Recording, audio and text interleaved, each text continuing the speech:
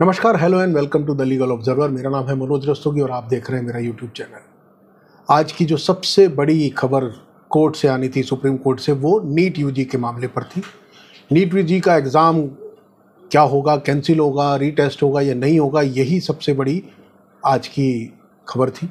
Supreme court ने आज सुना पूरे मैटर को, दोनों पक्षों को पूरे विस्तार से सुना, सवालों की झड़ी लगा दी और अब ये मामला सोमवार के लिए स्थगित कर दिया गया है। सोमवार को सुप्रीम कोर्ट इस पर दोबारा सुनवाई करेगा।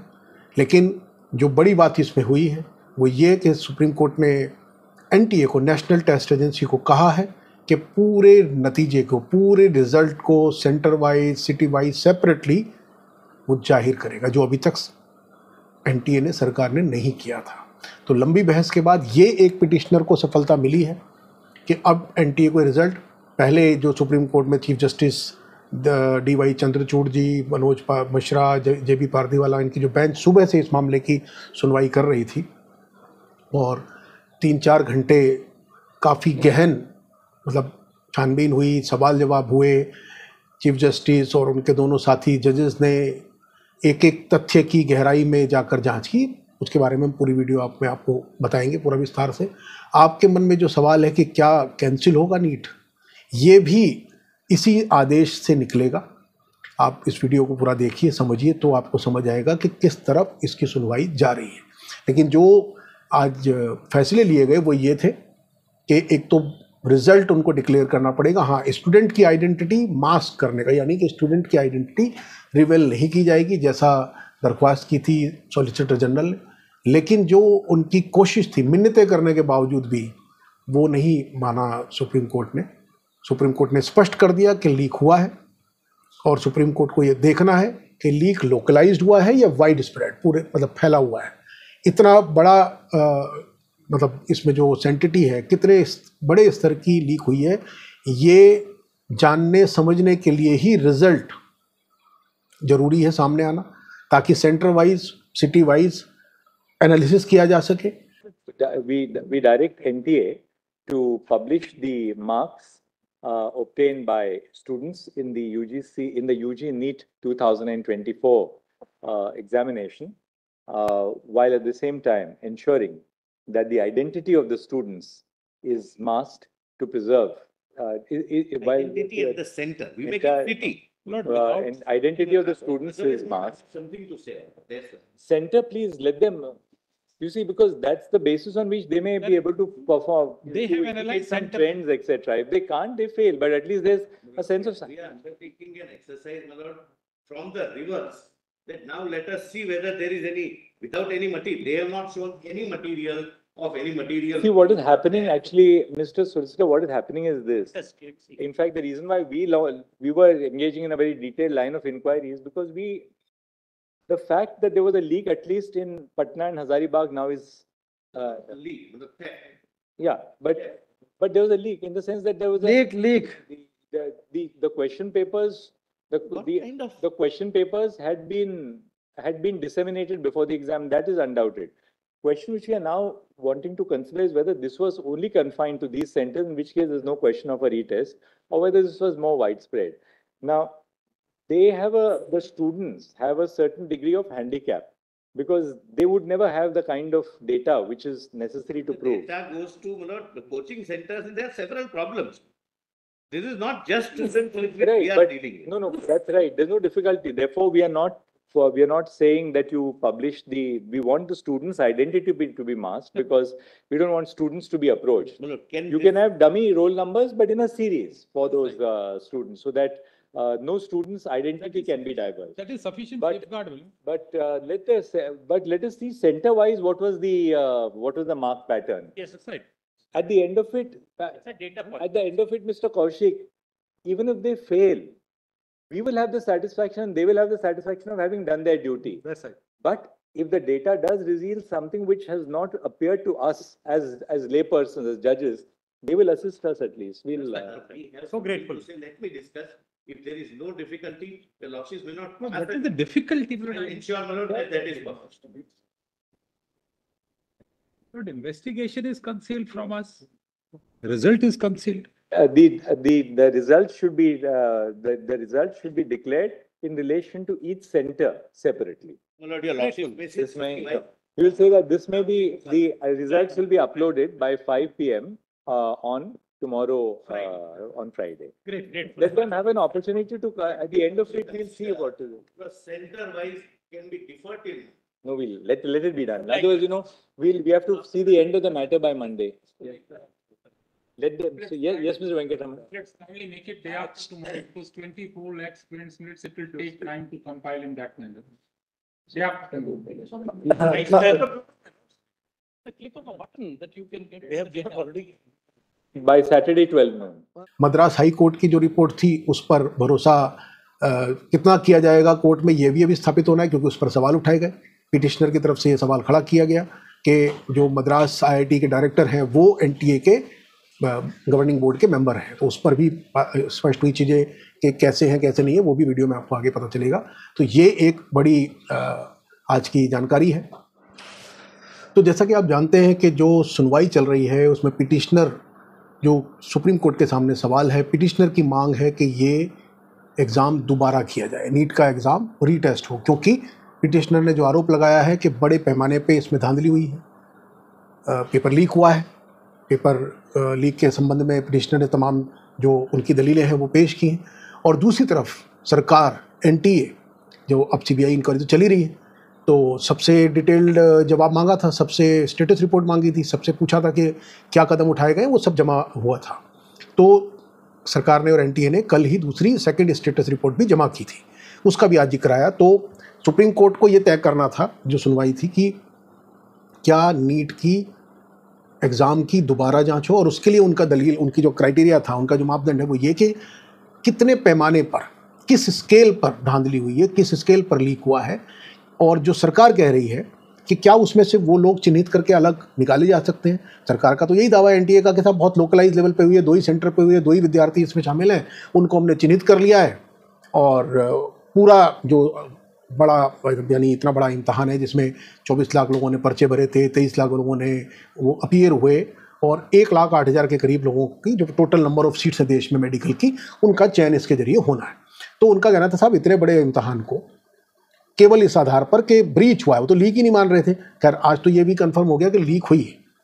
तो कोर्ट ने तफसील से पूरी एक एक सवाल, एक एक पहलू की, कहाँ छपे पेपर, कैसे गए, कैसे ट्रांसपोर्ट हुए, कौन से कुरियर से गए, कब पहुँचे, कौन सी तारीख को निकले, कौन सी 2 उसमें हुए, 2 जगह छपे थे पेपर, 2 सेट ऑफ पेपर थे, सब पूरी चेन की उन्होंने जानकारी ली।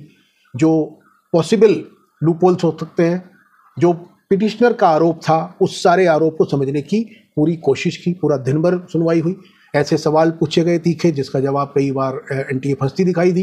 पिटिशनर से भी उन्होंने कहा कि आप जो आरोप लगा रहे हैं तो आप ये स्थापित कीजिए, आपके पास ठोस सबूत क्या है, ठोस दलील आपकी बताइए, आपकी पूरी सबमिशन क्या है वो बताइए आप मेन, कि ये कैसे साबित हो कि पूरे वाइड स्प्रेड, जो बार बार ये वर्ड यूज़ किया CGI ने कि वाइड स्प्रेड यानी बड़े पैमाने पर धांधली हुई है, जिसके आधार पर ये नतीजा निकाला जा सके, ताकि सुप्रीम कोर्ट ये तय कर सके। ये उन्होंने स्पष्ट कर दिया था कि हम दोबारा जांच की बात नहीं करेंगे, और रीटेस्ट के लिए भी उन्होंने कर दिया था कि ये पहले अगर ये स्थापित हो जाता है कि बड़े पैमाने पर धांधली हुई है, अगर जिन छोटे पैमाने पर लोकलाइज लेवल पर हुई है, तो कोर्ट ने पहले ही कह दिया था कि हम रीटेस्ट के पक्ष में नहीं है, ये नाइंसाफ़ी होगी।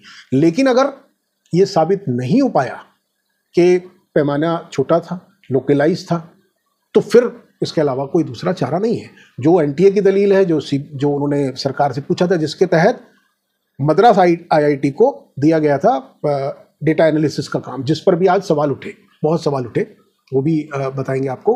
तो उसी के तहत ये पूरी बहस चली। एक जो सफलता मिली पिटिशनर को, जिसको हम कह सकते हैं, वो ये, पिटिशनर ने बहस की शुरुआत में शुरू में ही आज सुबह कह दिया था कि साहब हमारा हैंडीकैप ये है, हमारे पास पूरा डेटा नहीं है, डेटा सेट सरकार ने अपने पास रखा है। और इधर इनकी दलील थी सरकार की कि हम हर चीज़ नहीं बता सकते, उतनी ही जारी कर सकते हैं जितनी जरूरी है। स्टूडेंट की आइडेंटिटी का, प्राइवेसी का प्रश्न था। CBI जाँच में उन्होंने कहा साहब हम कैसे बता दें, जाँच प्रभावित हो जाएगी। कोर्ट ने भी कहा कि हमारे पास जो आई है हम वो सामने नहीं रख सकते, वरना अभी तो चूंकि इवॉल्विंग है, अभी तो जाँच चल रही है। तो पिटिशनर ने यही कहा कि साहब जो भी डेटा है वो इनके पास है।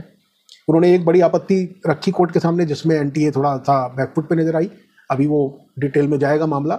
वो ये रखा कि IIT मद्रास को जो दिया गया है वो उन्होंने कहा कि साहब ये कॉन्फ्लिक्ट ऑफ इंटरेस्ट का मामला है, क्योंकि IIT मद्रास के जो डायरेक्टर हैं वो NTA के गवर्निंग बॉडी में मेंबर हैं। अब इस पर इन्होंने जो सफाई दी सरकार की तरफ से, इन्होंने कहा कि साहब हर IIT का जो टेस्ट होता है IIT के सिलेक्शन का, IIT-G जिसको बोलते हैं, मेंस बोलते हैं, वो पदेन सदस्य एक्स ऑफिशियो होता है NTA का, क्योंकि NTA राष्ट्रीय टेस्टिंग एजेंसी है, टेस्ट उनके पास जिम्मेदारी है पूरे देश की। तो उसमें उस दृष्टिकोण से, उस पर्सपेक्टिव से हर IIT का, जिस भी IIT को हर साल मौका मिलता है पूरे IIT के एंट्रेंस एग्जाम कराने का, तो इस साल मद्रास IIT को मिला था, इसलिए उस दृष्टिकोण से वहाँ के एक दूसरे सदस्य मेंबर थे। और उसमें भी अभी भ्रम है, पुख्ता कोई जानकारी सामने नहीं आ पाई, जिसको कह सकते हैं कि ऑन रिकॉर्ड हो, मौखिक जो बातचीत हुई, जो वहाँ मौजूद थे IIT के डायरेक्टर, उनसे कोर्ट ने कहा कि उनसे पूछकर बताइए, तो पूछा इन्होंने, कई समय उसमें लगा।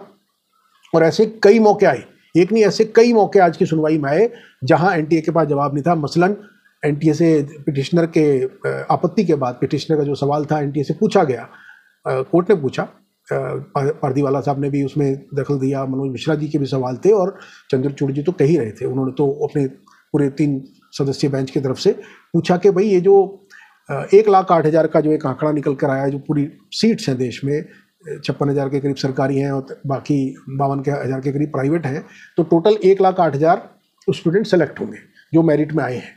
और उसमें ऐसे लोग कितने हैं जिन्होंने सेंटर बदलने का अपना NTA से अनुरोध किया था, जो बीच में विंडो खोली थी इन्होंने NTA ने, जिसमें 15,000 से ज़्यादा, 20,000 से ज़्यादा लोग जिसमें आ गए, जो कि बहुत सीमित उसके लिए खोली जानी थी, जिसमें राजस्थान हाई कोर्ट के ऑर्डर का उल्लेख किया जा रहा था। तो वो भी उन्होंने पूछा कि आपको तो ये केवल उतने लोगों के लिए खोलनी थी जिनके साथ डिले हो गया था, जिनके साथ असुविधा की स्थिति थी, पर इतने बड़े पैमाने पे इतनी बड़ी संख्या में कैसे इसमें चले गए। तो NTA को अभी वो डेटा NTA के पास नहीं है कि इस 1,08,000 की जो मेरिट लिस्ट है, जो लोग इसमें सेलेक्ट माने जाएंगे, जिनको सीट का आवंटन होगा, फिर उसके अंदर प्रक्रिया होती है कि कुछ लोग नहीं चुनते हैं, जो बिल्कुल हाई रैंकर होते हैं 720 वाले, वो कई और जगह भी जाना जाते हैं, कोई IIT में जाता है, कोई दूसरे एग्जाम में जाता है, तो फिर उनकी जगह आगे के लोगों को मौका मिलता है जो निचली मेरिट में होते हैं। तो वो भी बात उठी और वो सारे पहले अभी NTA को जवाब देना है, अब ये डेटा लेकर जवाब देंगे, सारी बातें एक एक करके सिलसिलेवार उठी। उसमें कहाँ से लीक हुआ, कितने बजे लीक हुआ, ये भी प्रश्न उठा। जो टेलीग्राम चैनल की बात हो रही थी कि टेलीग्राम पर जो दिया गया है वो डेट एडिट की है, तो बताया उन्होंने, जो नरेंद्र हुड्डा जी पूरे पिटिशनर की तरफ से पूरे मामले की पैरवी कर रहे थे, क्योंकि 32 से ज़्यादा याचिकाएं हैं, तो उसमें कोर्ट ने पहले ही कह दिया था कि हमें 10 पेज का एक कंपोजिट वो बना के दीजिए, आपको कहना क्या है, आपके मुख्य वो क्या है। तो वो उन सबकी तरफ से अपनी बात रख रहे थे, तो वहाँ उन्होंने ये बात रखी नरेंद्र हुड्डा जी ने, उन्होंने स्थापित कर दिया कि साहब टेलीग्राम में आप जब एडिट करते हैं कोई डॉक्यूमेंट, अगर उसमें भेजा जाता है और उसको आप चेंज करते हैं, तो आप डॉक्यूमेंट को स्वैप कर सकते हैं, लेकिन आप डेट को टैम्पर नहीं कर सकते, डेट वो रहती है। तो उन्होंने स्थापित किया कि जो NTA कह रहा है उसमें कई छेद हैं, NTA की दलील में कई छेद हैं।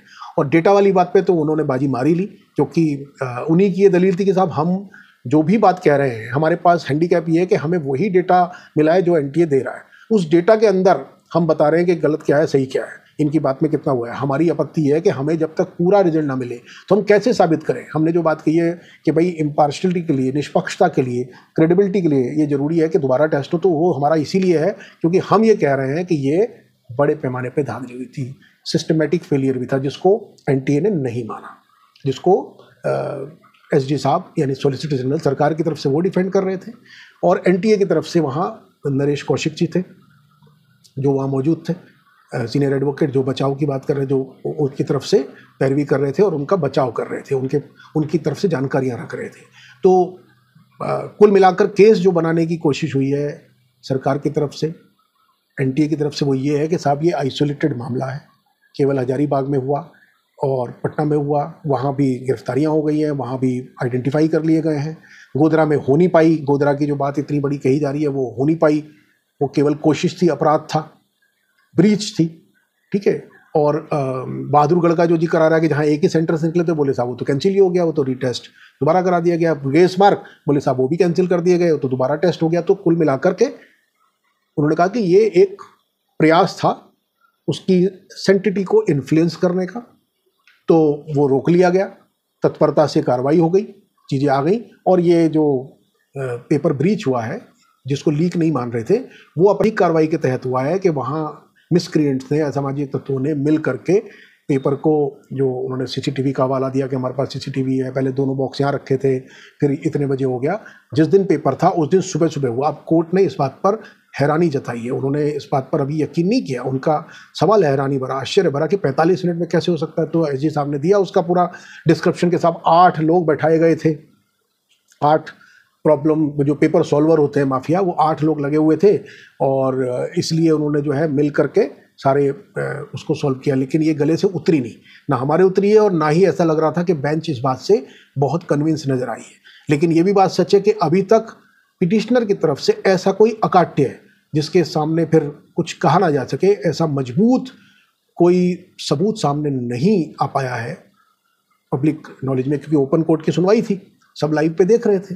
तो जिससे ये कहा जा सके, जो क्लिंचिंग जिसको कहना चाहिए कि बिल्कुल उसके बाद कोई किसी और उसकी जरूरत नहीं पड़ती, वो अभी तक नहीं सामने आ पाया। इतना तो आ पाया कि हाँ पेपर लीक हुआ, इतना तो आ पाया कि हाँ हजारीबाग में हुआ, वहाँ से पटना, झोल है उसमें, लूपहोल्स हैं, और चूंकि जांच अभी चल रही है, वो तो अभी इवॉल्विंग है, अभी तो सीबीआई गिरफ्तारियां कर रही है, ठीक है, तो वो बात तक तो आ गई है।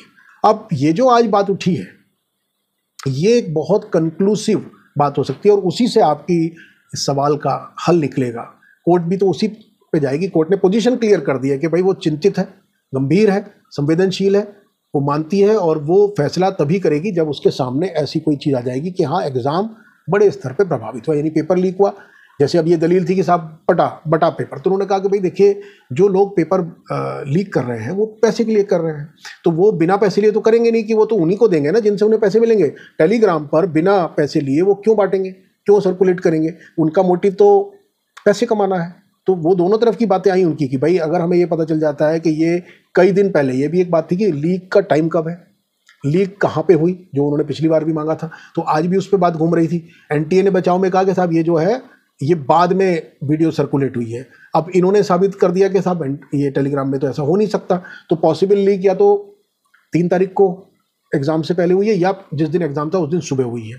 तो एनटीए कह रहा है कि सुबह सुबह हुई है 7 से 9 के बीच में, और उसके बाद सेंटर पे पहुंचा तो 45 मिनट 1 घंटे के टाइम में जितने लोगों को मेमोराइज कराया जा सका उतनों को कराया गया, ये इनका कहना है। इसलिए बहुत सीमित संख्या में लोग उससे प्रभावित हुए होंगे, और उन्होंने बताया कि वहाँ केवल 1-2 लोग ही उसके बेनिफिशियरी जो आइडेंटिफाई कर लिए, उनके साथ कार्रवाई होगी डिपार्टमेंट की, यानी बहुत ही सूक्ष्म स्तर पे हजारीबाग और पटना में। और वहाँ भी उन्होंने पूछा कि कितने लोग थे, नंबर तो उनके भी हजारों में है जो स्टूडेंट वहाँ पी रहे थे, उसमें तो ये बता रहे हैं कि 8-9, बहुत ही छोटा आंकड़ा उन्होंने दिया कि जो उसके बेनिफिशियरी हो सकते हैं, और उनमें भी अभी उन्होंने कोई एग्जैक्ट नंबर नहीं कोट किया, उन्होंने कहा भी अंडर इन्वेस्टिगेशन है, but it's a very very small number.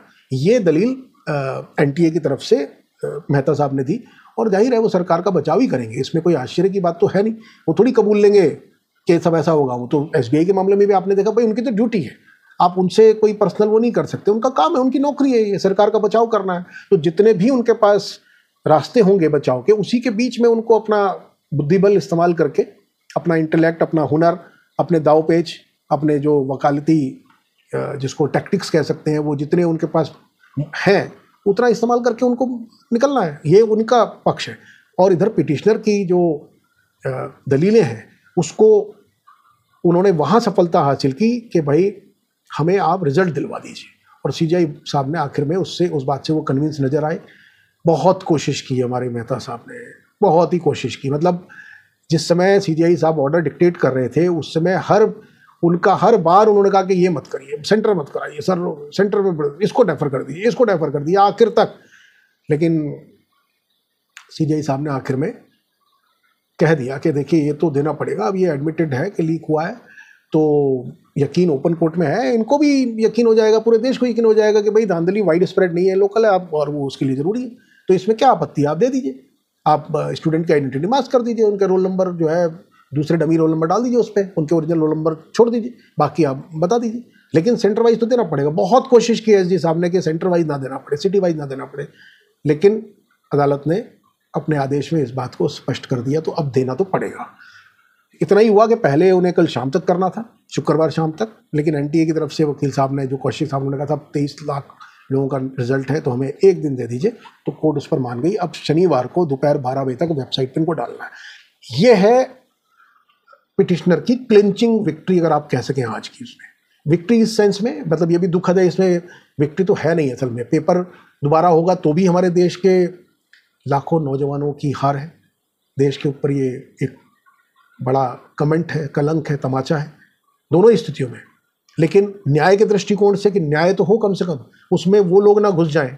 नोकझोंक तो अपनी जगह चलती रहेगी, वो तो काम है, लेकिन जो मौजूदा उसमें संदर्भ में बड़ी बात है वो ये कि इन नतीजों से ही जो आएंगे परसों, वहीं से अब रास्ता खुलेगा कि नीट का एग्ज़ाम दोबारा होगा या नहीं होगा।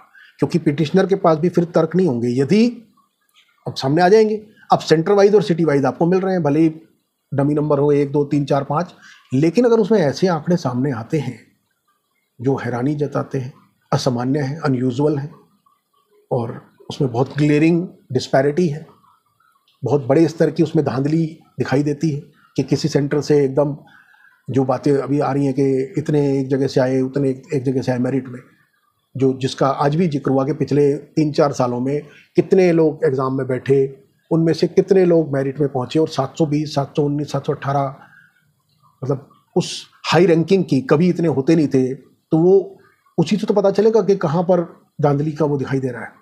अगर किसी भी, क्योंकि पैटर्न है जिसकी आज भी चर्चा हुई और जिस पर IIT मद्रास का जो उन्होंने बताया, जिस पर आपत्ति हुई कि बेल कर्व जो बनाया है, उन्होंने कहा तो 23 लाख लोगों का इन्होंने ले लिया है, इन्हें लेना तो 1,08,000 का लेना चाहिए। जो मेरिट वाले हैं उसमें कितने आएंगे, पिछले 3 सालों का उसका करें। प्लस उन्होंने इस पर भी आपत्ति जताई थी पिटिशनर कि इन्होंने एप्पल टू एप्पल नहीं मैच किया, कि दिल्ली से सूरत को मैच कराया पिछले सालों में और चंडीगढ़ से किसी दूसरे उसको। इस तरह की डिस्क्रिपेंसीज जो परीक्षा और उसकी मूल्यांकन पद्धति से जो लोग परिचित नहीं है उनके लिए सिर से ऊपर गुजरने वाली बात हो सकती है या कंफ्यूजिंग बात हो सकती है। लेकिन अब ये जो आज सुप्रीम कोर्ट ने कर दिया ना, इसके बाद अब संभावना बहुत कम हो गई है। अब तो परसों जब सामने आंकड़े आ जाएंगे तो जैसे SBI के मामले में हुआ था, इलेक्शन बॉन्ड के मामले में हुआ था, वैसे ही शायद यहाँ भी एकदम क्लियर हो जाएगा, क्योंकि आपके पास वो डेटा होगा, पूरे देश के पास वो डेटा होगा जहाँ पता चल जाएगा। अब अगर आपको पता चलता है कि ये तो नहीं पता चल पाएगा उससे कि कौन से स्टूडेंट ने सेंटर चेंज किया, उसके लिए तो सुप्रीम कोर्ट ने मांगा, लेकिन ये तो मालूम चल जाएगा अगर पटना से, मेरठ से, सूरत से, किसी भी ऐसी जगह से अगर बड़ी संख्या में ज़्यादा मार्क्स पाने वाले बच्चे दिखाई दिए और क्रम से दिखाई दिए, तो आप फिर अंदाज़ा लगा सकते हैं कि यहाँ पर कुछ फाउल प्ले है, यहाँ पर कुछ धांधली है। तो फिर जांच ऑटोमेटिकली उस तरफ हो जाएगी और फिर तो कोई चारा है नहीं सरकार के पास। तो ये आज की पूरी जो सुप्रीम कोर्ट का पूरा दिन आज जो लगा, उसकी सुनवाई का लब्बो लुभाव है। बातें तो और भी हुई, पूछे और भी कई चीज़ें गई कि एग्ज़ाम के सिलेबस को लेकर भी सवाल उठा, जहाँ पर यह भी बात उठी कि भाई NTA ने, सरकार ने जो बोला कि 25% सिलेबस कम हो गया, इसलिए उछाल आया, जो बड़ा एकदम से उछाल आया पिछले 3 सालों में। बेंच ने जो ऑब्जर्व किया कि साहब 30%, 33% के करीब नंबर पार्टिसिपेंट के बढ़ रहे हैं, कि पहले 17-18 लाख थे, फिर वो 20-21 लाख हुए, फिर इस बार 24 लाख के करीब लोगों ने पर्चा भरा, 23 लाख के करीब बैठे। और उस अनुपात में पहले 50,000 थे, 70,000 थे जो लोग उसमें पहुँचे, मेरिट की 1,08,000 वाली जो सूची है उसमें। तो उसी तरीके से इस बार इन्होंने बताया कि 5 गुना था जो आपत्ति थी, कि इतने लोगों के 600 से 720 के बीच में जो नंबर है वो एकदम से बड़ी जंप हुई। ये मेन दलील है पिटिशनर की कि 5-6 गुना जंप जो आया है ये अनयूजुअल है। तो अब ये सामने आ जाएगा, हाथ कंगन को आरसी क्या, जैसा CBI ने कहा भी कि भाई हमें दिखलाइए, सारे ही उन्होंने कहा कि अच्छा दिखलाइए, आप बताइए आपके पास और क्या है, अच्छा आप बताइए आपके पास क्या है। तो हर कागज़ उन्होंने देखा, हर बात की तह पर वो गए। ये भी कमेंट उनका है जो देश को समझना चाहिए कि भाई आप 400-500 करोड़ के करीब का रेवेन्यू कमा रहे हैं, 300 करोड़ वो कहते हैं खर्च आते हैं, तो भी 100 करोड़ की कमाई इस एग्जाम से सरकार को हो रही है रेवेन्यू के तौर पे। और उसके बाद उन्होंने कहा कि आपने एक प्राइवेट कुरियर वाले को दे रखा है, जहाँ से ब्रीच हुआ, क्योंकि जो समय है पहुँचने का, छपने के बाद कुरियर से जाता है, इतने सेंटर्स पे पहुँचेगा, देश के 4,000 के करीब सेंटर्स हैं, इतने देश के बाहर भी गया वहाँ भी। तो वो उन्होंने कहा कि उसके बाद आपने प्राइवेट कुरियर कंपनी को ठोकी। पिटिशनर ने अपने दलील में बताया कि साहब प्रेस की रिपोर्ट्स हैं, फोटोग्राफ्स हैं कि कैसे ओपन ई-रिक्शा में जो है पेपर जा रहे हैं अंडर द स्काई। तो बताया उन्होंने कि किस तरीके से जो संभाला जा रहा था, और बाकी जो हुआ paper mafia, leak mafia, solver mafia, उसकी तो वानगी आए दिन आप देख ही रहे हैं देश में कि कोई एग्ज़ाम ऐसा नहीं है जो रिगिंग से परे हो, बचा हो। सबके तो सामने आ चुके हैं सिपाही भर्तियों में किस ऑर्गेनाइज लेवल पे काम हुआ, पेपर माफिया कहाँ से कहाँ पहुंचे हुए हैं। अब सीबीआई की जो जांच है वो राजनीतिक उसमें भी जारी है, कई एमएलए कई मंत्रियों के तार जुड़ते जा रहे हैं और राजनीतिक लोग तो इस पर रोटियां सेकेंगे, उसके अलावा नहीं है। देश के भविष्य की बात करने वाले जो लोग हैं ये सब दोहरे मापदंड के लोग हैं, सब एक जैसे हैं, इसमें किसी में कोई ज़्यादा फर्क नहीं है। मेरी समीज से तुम्हारी कमीज जो है मेरी ज़्यादा सफ़ेद है, यही इनका दृष्टिकोण है। अगर राजनीतिक दलों की बात करें तो अदालत से ही उम्मीद है, और अदालत को गुमराह करने के लिए या अदालत को चकमा देने के लिए जो दस्तावेज जो कागज़ पेश किए जाते हैं उसमें सरकार निश्चित रूप से पिटिशनर के मुकाबले ज़्यादा एडवांटेज वाली स्थिति में है। लेकिन अच्छी बात यह है कि ये बेंच एक एक चीज़ की डीप स्टिक कर रही है, डीप डाइविंग कर रही है, उसकी तहकीकात कर रही है, और उसका आपको परिचय मिल ही गया कि एसजी के पूरे जितने घोड़े थे, जितना उनके पास ताकत थी, उस तरीके से उन्होंने विरोध किया कि सेंटर वाइज और सिटी वाइज ना कहा जाए। तो इसी उम्मीद के साथ इस वीडियो में इतना ही, जानकारी यही थी। बाकी आप दिलचस्पी है आपकी तो लाइव हमारे चैनल पे भी है और सुप्रीम कोर्ट के उस पर भी आप देख सकते हैं। हम कोशिश करेंगे कि जो सुप्रीम कोर्ट ने जो जो सवाल पूछे वो भी अलग से वीडियो आपके सामने दें, तो सारा ये तथ्य अब सामने आने की इस रिजल्ट के बाद, इस नतीजे के बाद जो रिजल्ट आएगा उससे सारी बात पता चलेगी। बाकी तो ठीक है, वो सब उन बातों का भी महत्व है कि पटना पुलिस की एफआईआर में क्या आता है, बाकी में क्या आता है, लेकिन जो असली चीज़ है, क्योंकि सारी चीज़ तो लीड एक ही चीज़ की तरफ करेंगी ना। लीक कैसे भी हुई, किसने कराई, कहाँ हुई, पैसे लेके हुई, एनटीए के उससे हुई, वो रिजल्ट में तो नजर आएगी। तो एक दो के लिए तो होगी, तो वही बात तो कोर्ट भी कह रहा है। अगर ज़्यादा बड़े पैमाने पे होगी तो वहाँ तो दिखाई देगा ना, सिटी के नज़रिए से निकलेगा या सेंटर के नज़रिए से निकलेगा। अगर कहीं भी 100, 50, 10, 20 ऐसे लोग निकलते हैं जिनके नंबर डिस्प्रोपोर्शनेटली दिखते हैं उस सेंटर में, क्योंकि अब तो सेंटर वाइज पता चल रहा है। सेंटर पे अगर 500 बच्चे बैठे हैं, 200 बच्चे बैठे हैं, और 200 में से अगर 20 के, 25 के, 10 के, पूरा सेंटर तो नहीं होगा ना जिसने पेपर खरीद लिया होगा तो वो भी सामने आ जाएगा। तो आज की वीडियो में इतना ही। हमारी वीडियोस आपको, हमारा प्रयास आपको कैसा लगता है हमें अपने कमेंट से अवगत कराएं। इस पूरी लीक के मामले में आप क्या सोचते हैं, क्या सुझाव हैं आपके, क्या आप कहना चाहेंगे देश को, न्याय व्यवस्था को, देश की एनटीए को, सीबीआई को, सरकार को, वो भी आप हमारे चैनल पे अपने कमेंट के जरिए बता सकते हैं। हमारी वीडियोस को लाइक करें, शेयर करें, और अगर अभी तक आपने हमारा चैनल सब्सक्राइब नहीं किया तो आज ही सब्सक्राइब भी करें। नमस्कार।